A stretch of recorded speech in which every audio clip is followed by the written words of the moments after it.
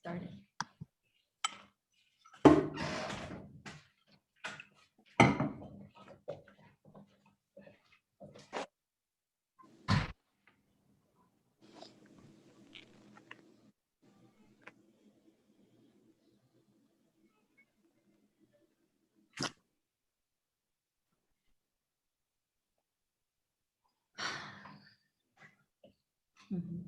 Yeah, your mom's on. Your mom's on.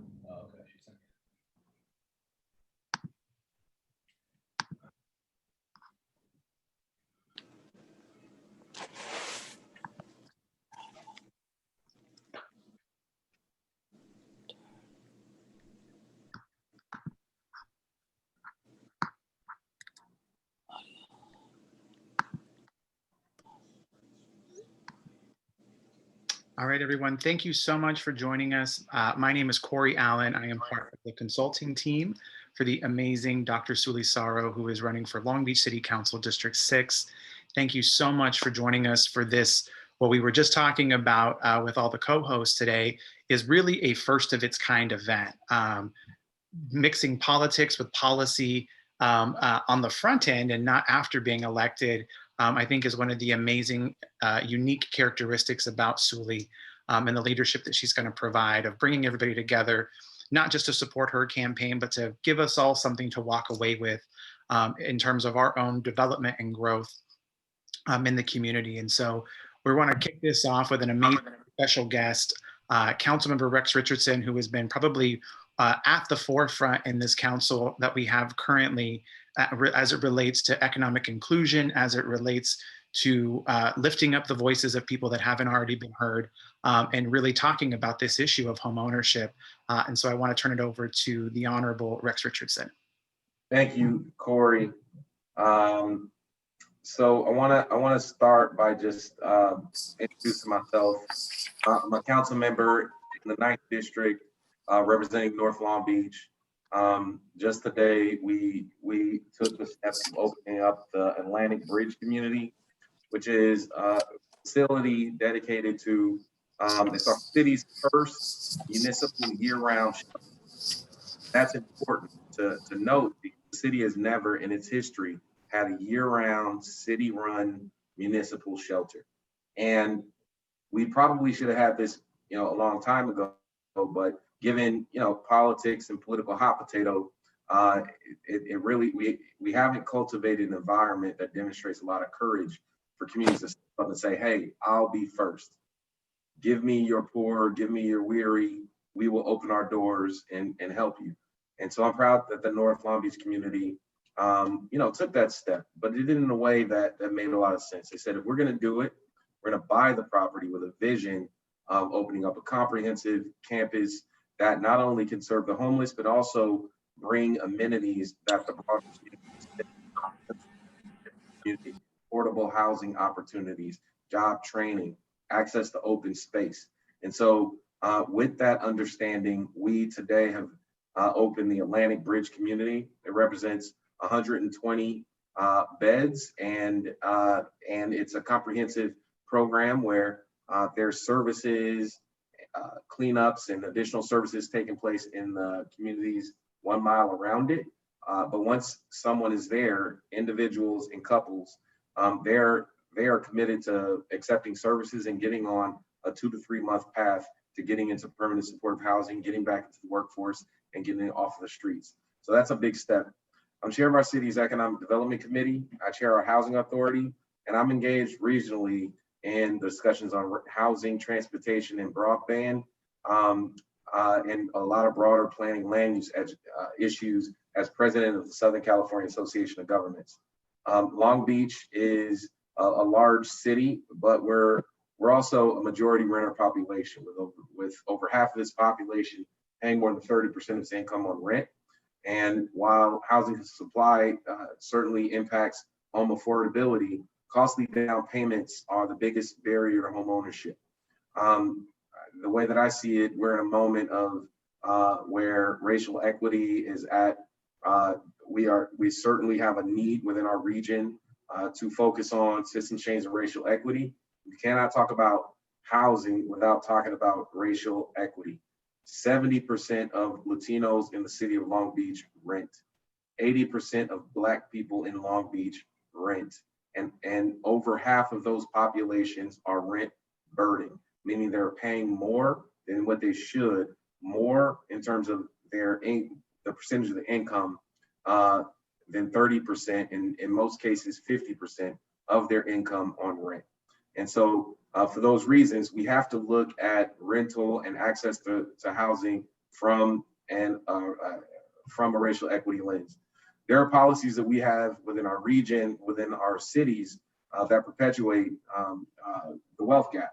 The wealth gap between minorities and white Americans is a primary force in racial inequity and social justice. You can't talk about creating a path to racial equity without talking about the wealth gap.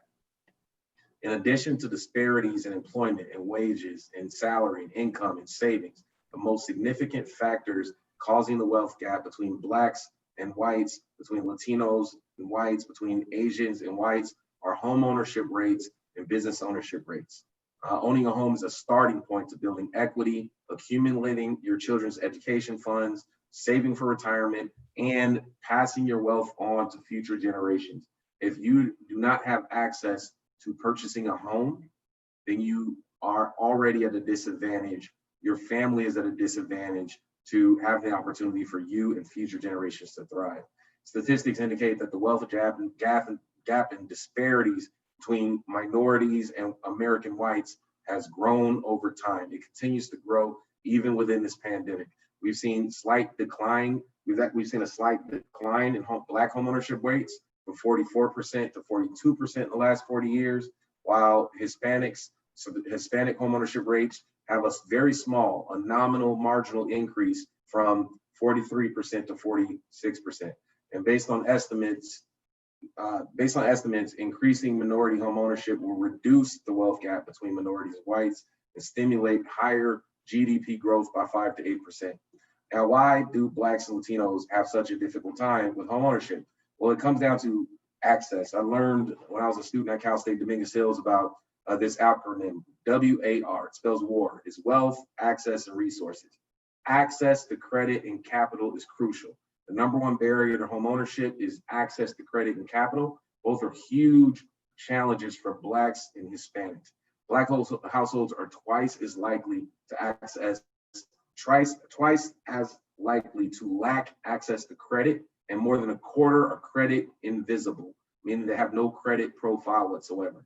Down payment affordability remains to be a top challenge.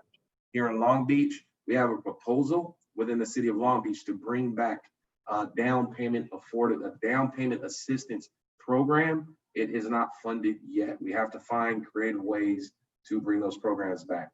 And in terms of affordable housing, the most significant barrier to producing affordable housing within our local cities is the lack of capital to build affordable housing. Affordable housing requires subsidies. Back in the day when we all got started in this, we have redevelopment. 20% of every redevelopment dollar went to the support to increase the supply of affordable housing. That was something like $25 million a year in the city of Long Beach on affordable housing production. Well, today, in the post-redevelopment era, redevelopment ended in 2012, we have no dedicated source of local revenue for affordable housing production or to help people, assist people with mortgage down payments or silent second loan programs. And for that reason, the people's access to buying homes has been diminished. And we have to, as a city council, fix that problem, identify and demonstrate the courage it takes to find how we can figure out how we can fund affordable housing production and down payment assistance. So I only get a few minutes here, so I want to sort of wrap up, and then I want to introduce the future councilwoman. But I want to say it's all interconnected. We are all part of the same social fabric, the same social tapestry. If one neighborhood in Long Beach fails, it is a mar on all of our neighborhoods. Long Beach has a history of being okay with this tale of two cities, where as long as my neighborhood is fine, I'm okay if your neighborhood fails. But that is not a superior model. That is an inferior model for growth for our city. We have to make sure that we have a common denominator, a common set of dignity, common set of economic access, where everyone in the city has access to buying homes, starting businesses, and earning jobs with good pay, middle income jobs that are accessible to Blacks and Latinos and whites and everyone who needs those jobs. And that means we need to place a real meaningful focus on economic inclusion. And for those reasons, and I'll pause there, for those reasons, I'm incredibly excited about the candidacy of all of these progressive women stepping up who have credentials and who are coming to the city council with purpose. And I'm as excited, if not most excited, about Suli Saro. Dr. Saro means business. She came and met with me early on and said, council member, I need your support. We are going to take on an incumbent and we are going to win. And we are going to win for Central Long Beach, because what's good for Central Long Beach is good for your community in North Long Beach. And she has hit the ground running. We were incredibly impressed with how she's built a modern, sophisticated Cambodian political movement, one that we have never seen before within our city. We are excited for this and how it plays into the rising American electorate. And we are excited about her performance in the primary, coming out in first place with a commanding mandate. And she is going into this election as the front runner. We cannot take anything for granted. I encourage all of you to support her, to write your checks to support her, to make sure she has all the resources that she needs to win. So without further ado, I'd like to introduce our future councilwoman in the 6th District, Dr. Suli Saro. Thank you. Well, thank you so much, Councilmember Richardson. I really appreciate you setting the context for why we're doing this workshop today. And I really appreciate the co-host coming on board. And this is my daughter, Daya. She just got home, and my other kids. So, but you know, this is part of who I am. Is it's really being a mom, but making sure that I bring, you know, having you all come together. I know it's not, we're in a fundraiser right now, and we're talking about buying a home, Daya. So it's really, I really appreciate those co-hosting to really just, you know, kind of jump into thinking about things a little differently, because we were having a pre-conversation earlier how, yes, it's really hard now to have conversations and meet new people and potential buyers. And this is a way we can do it in a unique way to begin bridging, I think, gaps between how we're talking to community, talking to people in the industry and the housing, and I think also people in the finance world. And that's what I want to continue to do when I'm in office, is that we need to bring people together and really get out of our silos, and having conversation, having real estate agents be part of conversation around policy, as well as finance people. There's so much expertise that you have in the field to bring into the conversation around how we move forward with our city, particularly with what Councilmember Richardson shared around how do we provide assistance to people who need it in order to pay down to get you know, assistance around down payments. So I am just, you know, have been nervous about how this is going to roll, because we haven't done quite anything like this for a fundraiser, but it also serves as an educational opportunity for everyone to learn and to come together and meet. And hopefully this is a way that those who are joining in get a better sense on what the direction on housing is, and breaking down myths and barriers, and that the first step is you're part of this conversation. Very grateful for everybody to be here tonight, and I look forward for the presenters to present and the questions that people have. So without further ado, I think I'm gonna hand it over to Corey so we can get going with our presentation. Yes, so first up is Kim Fan. Hi, good evening, everyone. Thank you, Dr. Saro, for having me this evening.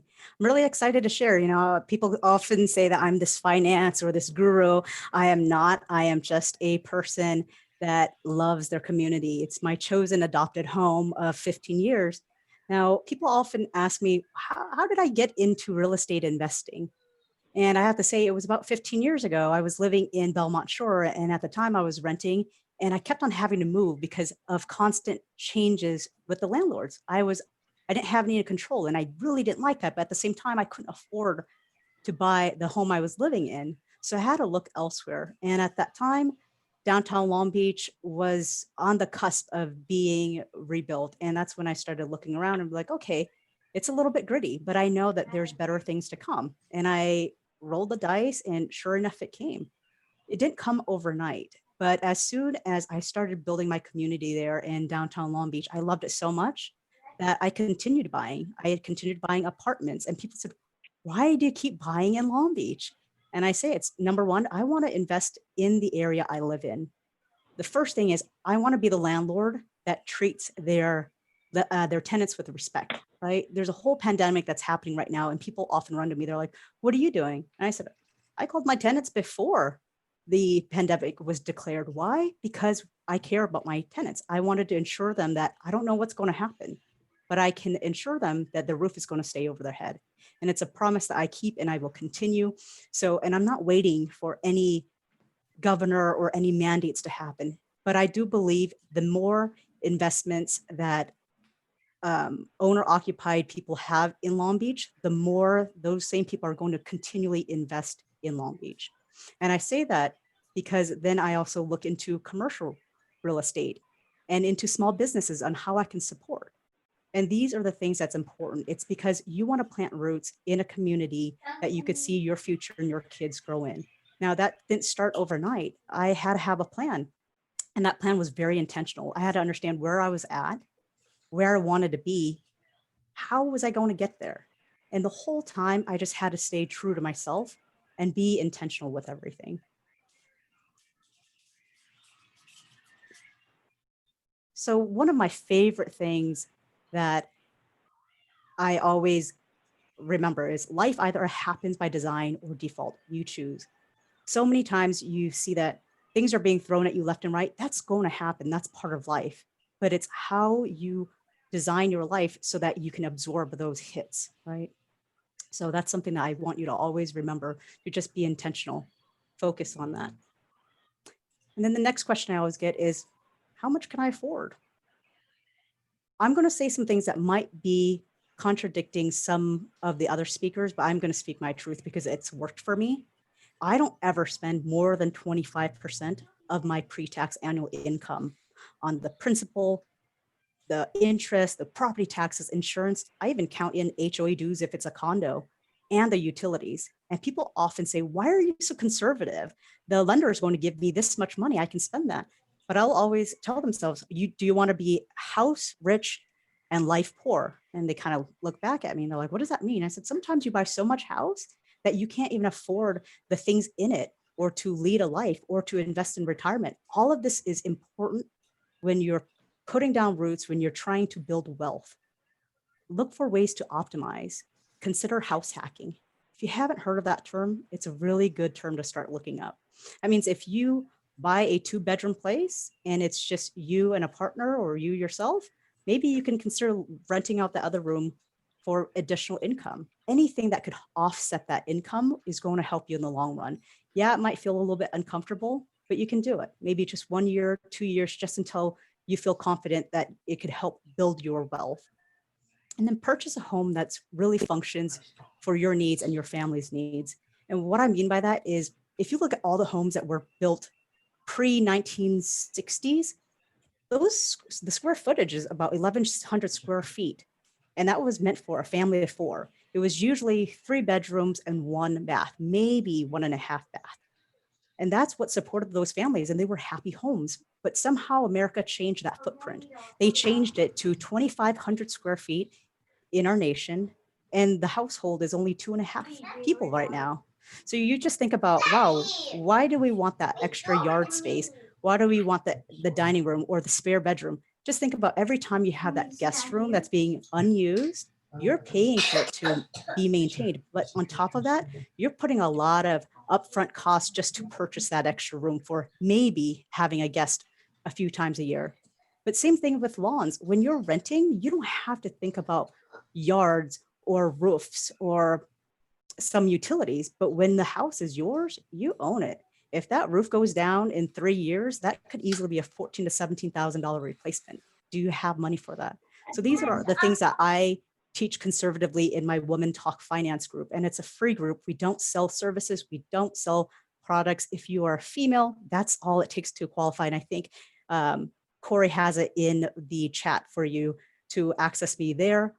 Another thing that you really need to do is write down your plan, because if you don't write it, you don't have a plan. But just review the true cost of that home ownership. It's not just the purchase price. It's also what's the cost to maintain it. My rule of thumb is 1%. 1% of the purchase price, just like how you have property taxes, that's probably like 1.3% of the purchase price. You want to save that on the side because you're going to pay for ongoing lawn care, for any type of maintenance issues. If a window has wear and tear, those things are bound to happen. Same thing with capital expenses, heating, air conditioning, roofing, plumbing, they all go. Sometimes you'll be lucky and you'll get 10, 15 years out of it, but just know that it's going to go. So just build up that piggy banks for that rainy day. And then budget for that down payment, budget for that closing cost. The 6 months cash reserves, I can't tell you how important that is, because sometimes things will happen when the inspector made it seem like everything's okay, and then down the line, something isn't covered or it gets warped and you're on the hook for it and there's no insurance for it. And I would always say, stay true to the amount you're comfortable spending. When you're doing your analysis of what your family can afford, stick to it. Because when a lender or an agent is pushing you on the edge, remember that these are sales and services that they are offering to you. It's your choice. You don't have to agree to that maximum limit. You could always say, I'm glad I have it, but shrink that number down to an amount that you're comfortable with.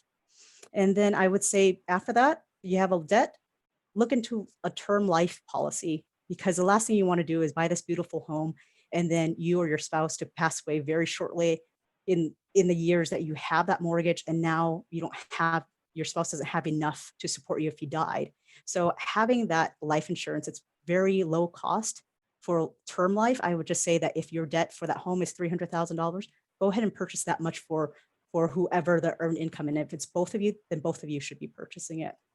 And the last thing I would say is the 7-year amortization. These closing costs, the down payment, all of it is a lot at one time. So the last thing that you want to do is constantly refinance or purchase another home. You really want that 7-year mark, if it makes sense, to live there, stay there, and to let it amortize. And the most important thing I would say to focus on is your spending habits. Most of us are in something called a hedonic treadmill. If you've never heard of it, it starts here with the inspiration. So you see a new iPhone and you're like, oh, that looks really cool. I really like it. Then you end up getting it and you're like, yes, success. I have that new iPhone. And you're happy with it for a little bit.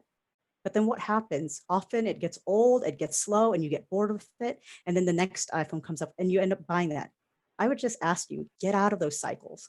There are a lot of companies and employees out there that is looking to gain your attention constantly to either sell you a service or a product. Get out of that habit, put your money into savings, start investing it, build that family wealth. It's really important. The most important thing is to stay positive. I know you can do it. I know that sometimes the days seem hard and that it's a struggle and I can't even put enough food on the table, but I know you can do it. You just need to have a plan in place. Thanks for letting me speak tonight. Corey? Yes, thank you so much. All right, so next up is Janet. Janet, go ahead and unmute yourself.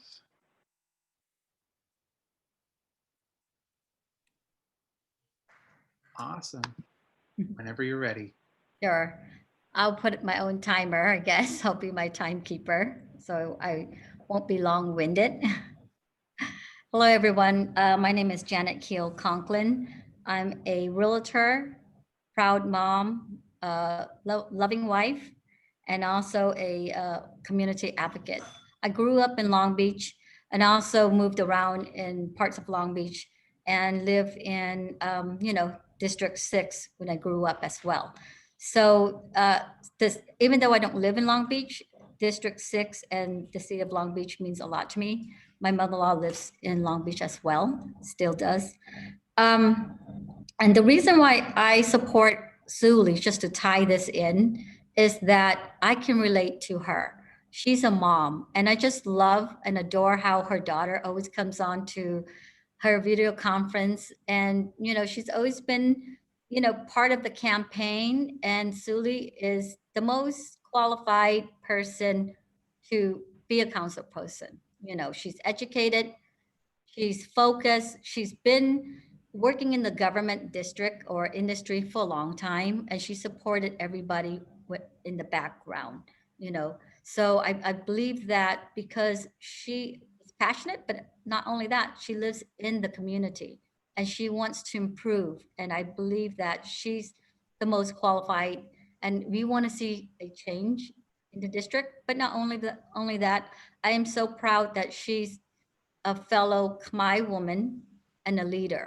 And I feel so strongly about supporting each other to grow, because with her making it as a city council member, I firmly believe she will, um, that we're going to see a positive change in the city of Long Beach, but also she's going to open up the gate to many other kids who's going to look to her as the mentor. And so I support Suli. I still have my sticker on right here, if you could see that. And I'm so, honored to be a part of this group. And so having said that, I was listening to a lot. And then so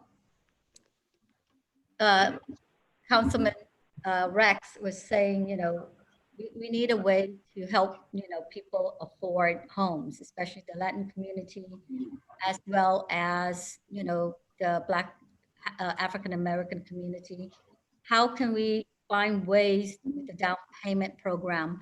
So when I was helping people out, I work with a lot of buyers. And a lot of buyers, they don't all have money, but there's always ways where we could start educating our buyers right now in terms of what are the steps in order to prepare you to be a homeowner. I think education is the first thing. Usually when the thought of buying a home is planted in a person's mind, it takes about 6 months already. So you just have to say, okay, these are the steps that you have to do to take in order to own a home. And sometimes, I work with a lot of people where one person's income cannot make it. So we find ways to help them be creative with their financing and not push the line. So everything's very ethical and above board. And so you might say maybe the uncle could be on the, loan or whatever it is all about counseling in terms of how much you can afford. So it's like how much debt do you have versus how much you can afford, and funneling money together. I think for my approach is, hey, we need to put money together in order for us to get to where we want to be, right? What can we afford as a group? What is our goal, and how much can we, live off of? And so I'm not the type of person who would say, hey, max out just because you're approved for 700,000 or 800,000. We have to look at within the budget. And so for myself, before I even take them shopping, especially in COVID, so right now with COVID, um, the misconception is that people think that they could just look at a house and go in there. That's not true anymore. With COVID, people are very, very concerned, especially sellers, in terms of who are coming into my house. So is that, allowed? So basically with COVID, it changes the whole dynamic of home. It causes, sellers to be a little more cautious and say, are your people qualified? So with my steps, I would work with my lender and my buyers, right? And say, hey, this is what we need to do in order for us to get into the house, so that we can afford it. So I just wanted to make sure that we have what you call a seminar to help people So, and then we could find ways that we could help them with the down payment program, but it's all about education and it's all about taking the necessary steps before they even enter the house. So anyway, I appreciate you all for giving me the time. I think my time's up. So there you go. Go, Susan. Thank you so much, Janet. That was awesome. And Janet's information is shared as an image in the chat box. So feel free, folks, to download that if you'd like to get a hold of Janet. So next up, we're going to bring on Dara Long. Dara, if you want to unmute yourself, and whenever you're ready. Yes. Okay, so thank you, Dr. Saro, and everyone for having me today. So like Council Member Richardson stated earlier, the most important thing to get into home ownership is to tap into all resources available. So I hope to be here today as a resource for those who want to get into a home ownership. So to introduce myself, my name is Dara Long, and I'm the CEO of United Finance, which is a mortgage direct lender, and also United Finance and Realty, which is a realty brokerage firm. So for us, we provide services for potential homeowner to achieve their dream by pretty much financing their home for purchase, as well as real estate services to look for the right home that fits their needs. We also provide services to existing homeowner for refinancing for their home, pretty much to either lower the interest rate, to either lower the interest payment, or to pretty much pull the money from equity from their home for various purposes, such as to pay off debt, or to buy another house, or to invest in any other business opportunity.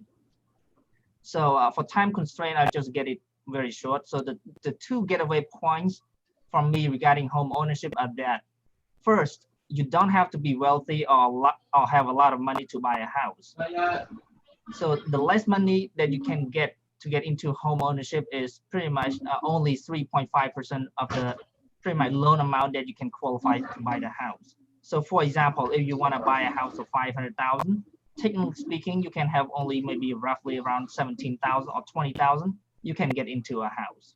So that is one of the least required money program for pretty much from us as a lender to get into the home ownership. Of course, we assume that you don't get any down payment assistance or anything from the government, which is you can also have that option.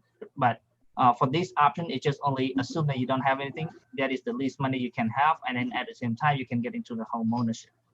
And the second point that I like to point it out is a lot of time people think that it is very easy to get into the house, which is the reverse point from people who don't know. Sometimes people who already know, and they pretty much they assume that they underestimate the process. So the mistake that I've been seeing from people is when you assume that it's too easy, and then you get into that, it costs you a lot of money or a lot of things that you can save toward yourself. So for example, a lot of time people think that, hey, you know what, let me just go ahead and take a look, buy or find the property first before getting financing or get pre-approved. So what you're doing that is a lot of time when you get into the real pre-qualification or pre-approval, then when we start looking into your documentation, it's not fitting from what you think. For example, a lot of time people think that they have a good credit, this and that, but when we actually put your credit, it's not really what you really think. So with that being said, it makes your interest rate to become higher and all those things. So that's why my recommendation is to make sure that you do your homework, you get yourself pre-approved first before even starting all the process of looking for the house, and try to get help from the realtor to get all those services, or else pretty much you doing yourself a disservice, because you get more higher interest rate than you are supposed to get. So pretty much that's all I have for now. Awesome. Thank you so much. So we are going to move over to Saram. Go ahead and unmute yourself, and I will get your presentation ready. Thanks, Corey. Okay, Saram, are you there? Yes, I am here. Oh, is that your phone number too? Okay. I think everything's good on my end. Can you guys see me? Yes. All right. I want to say I'm so happy to be part of this panel. I don't do this much, and for Suli to ask, it's an honor to be part of this, to support you and your campaign. You know, I'm a Khmer woman, so I wasn't born here, born in the camp, and to, you know, see Suli running for this seat, it's a dream come true for me. So I'm totally on board for Suli to take over 6th District. So with that said, I want to share a little bit about me. So I've been in the business going on 4 years now. Before this, I was doing IT for about 10 years. I started in IT about in my 20s, mid 20s. Learned a lot in IT on sales and also customer relationship and also vendor relationship. At the base of what I do in IT is I learned that, you know, relationship matters, and there's a lot of inequality in IT as far as, you know, being a female. So I stepped into real estate, you know, in 2016, and something that I always wanted to do when I was shopping for a home with my sister at the age of 16, and when we were renters for a long time. We were Section 8 housing family, and we collected food stamp. We were welfare kids, and so the opportunity to own a home was pretty far for someone who was, you know, for government aid, you know, members. So with the, you know, exposure and seeing a home at 16 and seeing a realtor working in Lakewood and of another race, it brought me something that is like very enlightening, I think, for us as a 16-year-old. So that's something that I always, you know, hold on to and, you know, want to become. So one of the things I wanted to do as a realtor, you know, at 16 was to help myself and also help, you know, people like, you know, us, you know, of color to own homes. And so that's how I started here in, you know, as a real estate agent. So to add, I would say, you know, one of the things that, you know, Suli and Corey asked is the myths about buying a home. And as first-time home buyer, or even as second-time home buyer, I think one of the myths is that you don't need a real estate agent. And you can do all this legwork on your own, you know, reading up on the internet, and the information is there. And, you know, I think millennials are very savvy with that, even older folks. And so, but at the end of the day, you do need a realtor, you need a trusted realtor. And I believe that each person who are thinking of buying or even looking to buy or even, you know, have bought already, know at least 3 good realtors. And so having a realtor is really your key, you know, tools. And not every realtor are created equal, so you definitely have to get to know all of them, and it's good to at least know 3 and, you know, and compare our notes. So that's my advice. And, you know, the other myth would be like, a lot of times people come to me and ask me about you know, lenders, and so many times they think that they should only stay with one quote or, you know, or somebody they already use. And I would say, don't do that. You know, I believe in looking for at least 3 quotes from a lender and compare their services, because that's so important, because, you know, the financing part is basically 90% of, you know, buying a home. If you're not approved, you know, fully at, you know, your process of your escrow, then you don't get the home. So you got to make sure that that lender is, you know, qualified to do the job and is transparent with your application and not just, you know, giving you the pre-approval. So the other thing too would be make sure that you are ready. And, you know, when you're out there looking for a home in this market right now, you can't go to open houses. So you would definitely need a pre-approval letter to even, you know, look at homes. So planning is key. And I believe that if you're starting now, you know, start talking to a realtor.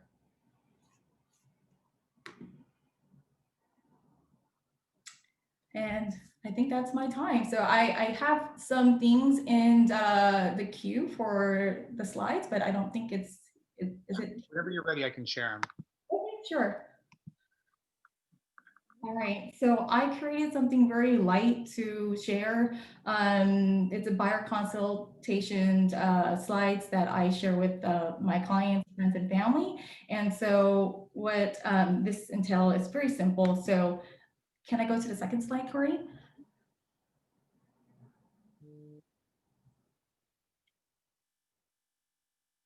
Corey?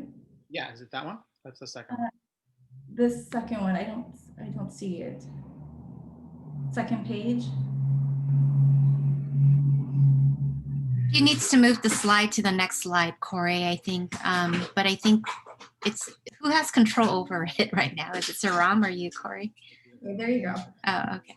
Okay, yeah, so the first thing you as a buyer, key points is knowing where you want to go. Location, is it Long Beach? Is it Norwalk? Is it Bellflower? Where is the place that you're, most likely to purchase at your affordable budget, whatever that may be. So location is first because that's going to give you the price range. And I would say, be realistic, be super realistic on what you really, really want. There's a lot of want versus need. So I would say, keep it very what your most important things you are looking for in a home. And next part would be price. This is I like to work around like reverse your numbers. So if you are renting at 1,500, can you afford, 2,500? So per month on your mortgage, that will be the price. And then we go backward and see what you're qualified for with your credit score. The next thing is your motivation. Why do you want to buy a home? What is your motivation? Because if you don't know that, then it's not strong enough to even buy or work towards buying. The next two line item will be the agent and mortgage, which will be your basically your support system in buying a home. So I would say understanding your budget is key. What is your monthly mortgage and your ability to pay that, like Kim said, 7 years is a good mark to hold a home and consider to do anything else with it. Next slide, Corey.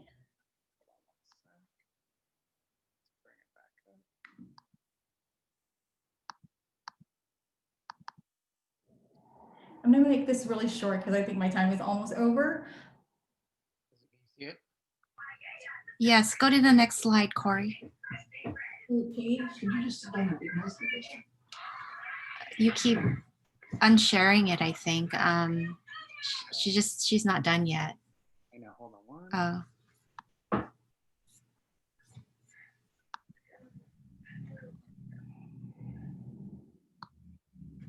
See it? On this slide, basically talks about, how to make your life easier down the road if you are on that path to home ownership. So definitely get educated and, with an agent and talk about your home search process. Get educated as a buyer about the escrow process. Get, educated and trust and build a rapport with an agent and a lender. These things takes time. So, you're not going to get you're not going to be ready like tomorrow. So you want to start investing in time, talking and developing relationship with these two key players. With lender versus without lender, I would say do them separately. Okay, so you can get a lot of feedback from an agent who works with a partner for a long time and with that lender. So you can also do it with a bank and see what they say too. So I would do all your research before you actually like jump in and say I'm ready now. The next one, Corey, the next slide. Thanks, Corey. No problem.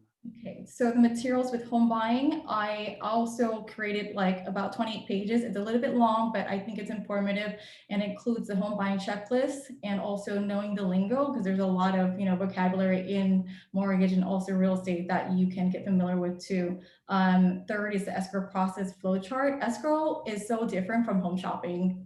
It's so different, and then also working with the lender is also another different phase too. So the fourth one is ways to hold title. There's different ways to hold title as a single woman, as a married couple, or so knowing how to hold title will be really important on how you'll pay tax as well too. And then I included a summary of RPA, which is basically the purchase contract. And that way that you can see what that entails. I made little notes in there so you can see if I was a buyer and how much I purchased and how much I will put down as my down payment, and also what would be my EMD, earnest money deposit. Is it 1% or 2%? In this market, you normally do about 1.5%, okay? 2% would be like the max, but sometimes a counter come back, they'll ask you to do 3%. So then that's the RPA. You have a request for repair form and also a credit I'm sorry, it's a contingency removal, which is the last one. So these are the three main documents that goes into a transaction. The RPA is just an offer letter. It's not final. So don't be afraid of writing offers when you like something. And in this market, you want to write as many offers as possible, and you can put it out there as many times as you want. So if you like 3 homes, put 3 offers out right away. Don't wait, because this market moves really fast. Homes goes on the market and can sell within 7 days or within a weekend. So I would totally, you know, like work with somebody who really know the tricks and tips to get you in. Next slide, Corey. I think this will be the last one. I think we are. Okay. All right. The last thing. Okay. This is important because we're in COVID time. So this is a COVID market. When you're buying a home these days, you have to sign a paid form. So this is a coronavirus waiver. We are mandated to collect this every time a client wants to see a home. So this is one of the process. And then also knowing where you stand in the market, which is basically, you know, your income, your credit score, and how much you have in saving. Don't be like most buyers, you know, think that like, you know, it's HGTV experience or things has to be like, you know, what you see on Pinterest. Not every home is perfect, and it won't be perfect until you make it your own. Focus on the must-have versus want. So I'm going to leave you one last thing is that, okay, so the real experiences I'm having right now with my clients is that, you know, it's a competitive market. And so a lot of times people have less than 5% or even, you know, 3%, but there is way to navigate around getting your offer accepted. And that is, you know, if you want to know more, I can help you with that. Thanks. Awesome. Thank you so much. All right, so next up is Tony. And Tony, you should be able to unmute yourself. Yeah. What's up, everybody? It's Tony T. Chan with Seal Real Estate. Just want to say thank you for having me on board tonight. It's great listening to everybody. I think everybody covered a lot of material here. Shout out to the City Council, Richardson, and future City Councilwoman, Suli Saro. I grew up in Long Beach in the 6th District on 20th and Lewis. You know, Snoop Dogg used to fight pit bulls next door. And, you know, I used to walk to Poly High School, and just like Saram, you know, we grew up off welfare, food stamps, 3 families in a household, and, you know, sleeping on the floor, bringing out the cathay, and all the stuff that, you know, Cambodian Americans go through. So can really relate to all those stories, and I know that other Cambodians can too. So with real estate is you know what, it came in good time for me. You know, I've been doing it for the past 2 years. I've been really involved with my community over the past 10 years. That's how I know a lot of people. And you probably see me, I coordinate the Cambodian New Year's Parade, Park Festival for about 3 years straight. You know, they never had a coordinator that stuck around that long. I just needed that drive to help build and bring it to where it needed to be before I left. So I accomplished that with the help of the community. And, you know, I see that happening with Suli's camp as well, bringing everybody together to formulate and figure out a plan, an organized plan to win, you know, get the W, right? So that at the end of the day, we look on change. We look at who can best represent the city, best represent the people, and we need a champ. So Suli Saro, keep doing what you're doing, do the most 24/7. So let me just get into some real estate. So as a youngster growing up in the hood, we didn't really think much about owning property until you know, I got out, and I had to make a quick decision. You know, either I'm gonna go to a quick trade school and make money right away, or go to a 4-year college. My plan was to get into the DeVry and do IT and get a well-paid job right away off the bat. And my sister was a little older than me, and she was just getting her nursing thing. And at that time, 2001, houses were hella cheap, like $250, $200, you know. So we had an opportunity where we didn't know much, but we found a realtor that helped us and put us where we needed to be. and we found a great home. At the time, we had one goal in mind, was to move my mom out the hood, move her out of not being able to walk around and feeling safe. So not out of Long Beach, but just far enough on the west side where there's homes, there's families, you can walk around, you can garden, and you don't have to hear the ghetto bird and gunshots, every single night. So that was like a real passion of mine, and something that I needed to fulfill. So I did fulfill that after, landing some interns and jobs and working in the IT field. So from there, just enjoyed life and ended up, doing entertainment, B2O clubs, all downtown clubs, did all of that. And, later on, just felt the need that I need to give back to my people. I've seen a lot of generations not working together, and I question myself why, but then again, I know why. We know why. So as me coming in and just being kind of like the glue to work with everybody, seeing transparency between everybody is something that I did, and it worked. And working with people, finding a way to help them, people levitated towards me because of that, and I enjoyed that, and I got prized for a couple of things I did. So I got approached about 10 years ago by Jimmy Tash from Seal Real Estate, and it's funny that now 10 years later I ended up signing with him because not only did he approach me, but he's a Cambodian-owned real estate brokerage. Very important to me that I signed to a brokerage that I can help build, and really reasonable opportunity, percentage-wise, money-wise, everything was offered to me. So here I am representing Seal Real Estate, and just going back to everybody that's talking about loans, we have an in-house loan officer, which is Jimmy's wife. She takes care of all the loans, so she shops around, and so we're one in-house team, making sure that we have all the resources in-house to take care of our clients. So going back on the myths of home ownership, right, is how do you get a home? How do you get a home? If you're young, you need to talk to your siblings when you're in high school, college, whatever it is. Don't worry about what you owe to school tuition. Don't worry about anything. You need to get those numbers correct. And the way we do that over at Seal Real Estate and Pacific Mortgages, we'll run your soft credit. It won't even hit your credit. So we'll take you in. We'll do a 3 to 6 month plan. If it's going to take 3 to 6 years, then we'll do that plan too. Not everybody's ready, but the thing is, you need to be educated so you can be ready. As I say, right? Stay ready so you don't have to be ready. So, that's what I offer to a lot of my clients. And as right now with the pandemic, people have a lot of opportunities not to only live where they want to, but outside of their area, because work at home could be from anywhere. I just put a family in Corona. They used to work at a hospital. Now they're tele-nurses, and I'm proud of that. And they own something that they could not get out in Long Beach or Lakewood for $600,000, 4 bedrooms, 2 baths, pool, jacuzzi, 8,000 square feet of lot size for their RV, or if they want to build a basketball court or whatever it is, right?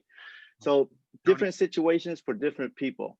And it's definitely, an honor and a passion to work with so many different unique people that have different situations in their life. But, the main thing that I tell everybody is, 3 main things. Hey, Tony. You got a plan. Yeah, you got to get creative. Yeah, I'm sorry. Your time's up, so if we could just wrap up. Okay. All right, cool. So just to wrap things up, it's Tony T. Chan with Seal Real Estate, doing the most for each unique client. And real estate is a passion of mine. Reach out to me. My information is right there on the screen. Go Saro.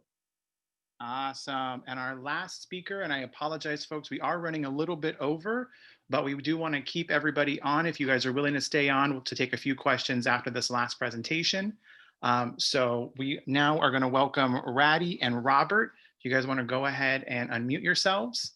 Hi, hello everyone. My name is Ratty Math with our Math Real Estate of HomeSmart. And then also I have Robert with me with with finance. So thank you guys for having me. And also thank you to the panel here that's talking about real estate and home ownership. It's a very important topic. A lot of my cohorts talks, like Kim talks about like the intention. I mean, what kind of goals do you have about home ownership? It's all about education and all about, everyone's talking about like planning, education. For instance, like, how many of you use navigation to get to your destination? I mean, I do, right? It's pretty much, real estate is very similar to that, like home ownership. You have to have a path, and each path is different. Not every one path is, the same. So in order to get to that final destination, you have to have a plan of attack. So whether you stop at the, like Saram said, talking about searching for realtors, comparing services, right? You don't want to just stop at one place and say, oh, that McDonald's looks good over there, right? No, you're going to keep your options open. Make sure that's the right options for you. Also, Dara talk about financing. A lot of people, the misconception that they have is you don't need 20% down. You can have 3.5, and then that's the solution that we want to find for everyone. Whether you are, you don't have the money, you don't have to, like you said, you don't have to be wealthy to, have a home or be a homeowner. So the reason why I have Robert with us, I wanted to talk to you guys about something that's very important. It's about financing. The first and most important thing, like a lot of people don't understand how to get the finances, where the money's coming from. So Robert, go ahead and take it away. Hi everyone, how are you doing this evening? Thank you so much for having me. My name is Robert St. John. I am with CAM Financial and Realty. So my main focus really is assisting assisting potential homeowners, people that are on that path to homeownership, and guiding them on that journey to make sure that it is as easy as possible. Because anyone here that's ever purchased a home before, I actually recently bought my first home a few months ago. Wow, even being in the industry for the years that I have been, going through that process for the first time myself was awful. It was very stressful, not having control over everything myself, feeling like someone else is holding my future in their hands. It was literally, for someone that's into control, like wants to be able to control their future and their path, it made me feel very stressed out. And it really taught me on ways that I was going to basically adjust my way of doing my job and my work to help people and not experience the things that I did. One of my really important focuses over the last year has been finding ways to assist people that don't have the money to buy a home. What do we do for homeowners, potential homeowners that, future homeowners that just don't have the cash in the bank? Because I mean, just like most of us, we work really hard. Living in California, living in Long Beach is so expensive, and we make the money, we pay high rent already, but saving $500, $1,000, $2,000 a month to build up a 3%, a 3.5%, or even a 5% down payment is extremely hard for an average person, any person. And my focus has been finding programs and making sure I always have access to loans that can help those people to get into a home. For example, right now, for someone that has a qualifying credit score, 660 and above, they can get 3.5% or 5% towards their down payment to get them into that home and help them get through that initial barrier, which really is the initial cost. At the end of the day, affordable housing in California is not going to happen until we start finding ways to creatively make it affordable for people. That's our job as real estate agents, as loan officers. None of these changes that we're all talking about are going to happen unless we actively engage with our community and find ways to make it happen on an individual basis. Talking big scale is great. Talking about big changes and big effects is awesome, but most of those things happen when you start on an individual basis. And that's what I've made my focus on, working with individual families, individual couples, and just single people that want to buy a home and don't know how to do it, and trying to guide them on that path. And just like Tony had said, whether it takes, 3 days, 3 weeks, or 3 years, making sure, because I think that's one great thing about real estate and about finance, especially in the mortgage industry, is we are all competitors in a way, but at the end of the day, we're also all coworkers, we're all collaborators. And if one of us is not surviving, if one of us is not thriving, there's a very good chance that the other ones aren't either. And if we're not thriving, if we're not surviving, that also means that the people that we work for, our clients, the people that should be buying homes and moving into home ownership, they're not thriving. So I think really important, like what we're doing here is, finding ways to establish these relationships with each other as loan officers, as real estate agents, as council women and men, as people that want to build homeownership in our community. Because at the end of the day, Long Beach is a beautiful place. It is a beautiful city that has a beautiful mix of people from all different walks of life, economically, countries of origin, lifestyle, familial style, whatever it may be. We are all so unique, and that's what I love. That's what drew me to Long Beach, is the fact that I felt so welcomed here amongst people that looked nothing like me, and it made me feel so amazing. And being in downtown and experiencing the life that we have, the only thing that's going to make that more beautiful is having people take ownership in that. Ownership, whether, again, it's a business, a home, an investment, that ownership in the community is what's going to make our city great. And thank you for the time, and I really appreciate being here, and I really hope that we have the opportunity to do this again, everyone. Awesome. Thank you, Robert. All right. Suli, if we want to bring our woman of the hour back on, Dr. Suli Saro. Yeah, I wanted to make sure, I'm sorry that we went over a little bit, and I think that everyone's just shared so much rich information, and I hope that everyone had a chance to get to know each of the presenters so that you really do get a sense of that, you should begin getting to know agents and people who work in the lending business now, because as you're seeing, it's about building that relationship. And I wanted to make sure you got a sense on the various knowledge and skills and talent that everybody has here. Do we not have any time for questions, Corey? Do people have any questions? I just want to make a quick remark, really quick. I already So texted. just put it out there that, especially with COVID going on, agents now, we rely on each other. We're not competitors. I just want to put out there, I work in certain areas, and so even though I do a lot of community work in Long Beach, doesn't mean that I'm trying to farm or whatever. We all have a lot of our contacts that we work with, like Tony has his. So I just wanted to say that we live in a society where I might want to throw business over to Sarom's side, even though, so I have 15 years of experience with, and I work with Rewrap Max now. Doesn't mean that I don't embrace working with my fellow agent. I just wanted to put it out there because it's really hard for us to find buyers. You can't do open houses. And so we have restrictions on what we can do in order to help our clients out. So I just really encourage and so happy to see a lot of the folks out there.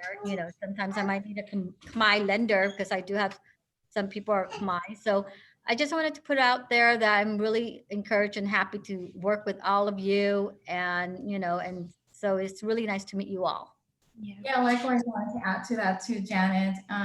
It's nice to put a face to the name because I see your name a lot too. And I believe that in our business and in our community is all, relationship, and it does matters. And taking care of each other is truly one thing that we always remember. So, I mean, as a collaboration in this industry, we have to never burn any bridges because one day we might be crossing paths with our clients. So, so it's always good to take care of one another. Yeah, it is a very competitive business, one of the most competitive I've ever seen. But it's also very, for me, it serves a lot of purposes for me. I can do so many things for people. We are so connected, and just I wouldn't be able to meet Kim if it wasn't for Laura, who is doing an open house. Actually, my first month, my first open house in Alameda Beach on 3rd Street, where she used to own a condo. So she was a neighbor, and she came in to seek to compare her purchase with the one that I was doing. So that's how I met Kim, because Laura introduced me to Women in Finance, and I was like, I need to know more about finance, to educate my clients. So Kim, you've been this connection is amazing. So all this connection is amazing. Awesome. Well, thank you all again so much. One of the things I also wanted to share, as you know, this is also a fundraiser. And if you want to be able to see more amazing kind of policy conversations like this that Dr. Saro has been putting together, has been having across this campaign, we have a job to do also in getting her elected to the city council. We are now 33 days away from November 3rd. But let me tell you something, folks, ballots drop next week. That means every single voter in the state of California, every single voter here in Long Beach will have their ballot in their hands next week. And so we are running a very strong campaign to ensure that Suli gets elected. I'm going to throw up her website, which is the spot to donate and to sign up to volunteer. Very much like we did today for this fundraiser, Zoom has become our virtual campaign office, and we are doing phone banks. We're doing some no contact lit drops. And again, in Long Beach, there are such low limits. The maximum contribution in the city of Long Beach is only $400, which I know in times like COVID for some folks is going to be a lot of money. But quite frankly, every single dollar you can donate, whether it's 5, 10, 15, 100, or that amazing max of 400, is really going to change this game as it relates to the campaign that's happening. Suli is the only candidate in this race that is grassroots funded. She is not taking matching money, which is taxpayer dollars. She is not doing anything other than reaching out to her community and fundraising. So every dollar that she has in her bank account comes from working families, comes from people in Central Long Beach, all districts in Long Beach, all throughout actually the country. I think she has probably the widest breadth of support throughout the country because of the dynamic work that she has done in her career. And so we really want to ask you all to head over to sulisaro.com, sign up to volunteer, sign up to donate. Your volunteer shift is also just as strong as your donation. Making phone calls for an hour, texting voters for an hour can also make the difference in making sure that voters know that Suli is the right choice for the city council. And if I may add, because we're running out of time, is that, Tony refers to getting out of this area, the 6th district, that was at that time a very dangerous and it felt unsafe to walk. And that is what I'm trying to change. Is I'm trying to make sure, I'm not trying, I'm going to make sure to work with everybody, including yourselves, because you are going to have people who want to buy homes here. Is they want safe neighborhoods, they want clean neighborhoods, they want a council member that can be responsive, not to only residents need, but also realtors need, because you'll need information about the neighborhood and the resources that are available to families that you're bringing into this area. So it's a roundabout circle that really, in the end of the day, is serving resident. And that is what I'm doing as a first step. Is I have all you as co-hosts because you know who I am, but my goal is to increase the circle so that we can have more conversations across communities, other community of color, around agents who are also serving that community, because it is really, in the end of the day, about inclusion for all, and that access of information should be available to everyone. So I just want to make sure to close that out with that, while many are looking in this area and they do question, how are they sure they want to invest? And I'm committed in making sure that they are making the right investment and wanting to live in this area, because it takes everybody to make it better. So I thank you, everybody, for your time and staying over a little bit, and for the co-host to present, and that this is not the end. I want to continue having conversations with you all about building this circle bigger, because I know that it's really hard for you all as agents. And how can I be helpful in that effort to help build community for you in spaces in ways that maybe you felt like you've been blocked out or excluded from, right? So thank you again. And I don't want to keep people on here longer, but make sure you contact the agents. Their information have been listed here. This is being recorded, so we'll share on our page and it'll be reshared so that other people can get to know you that wasn't able to make it tonight. So thank you all so much for joining us tonight. Thank you, everyone. Bye. all right, Thank take you. care. Bye. Good night. Good night. Bye. Bye.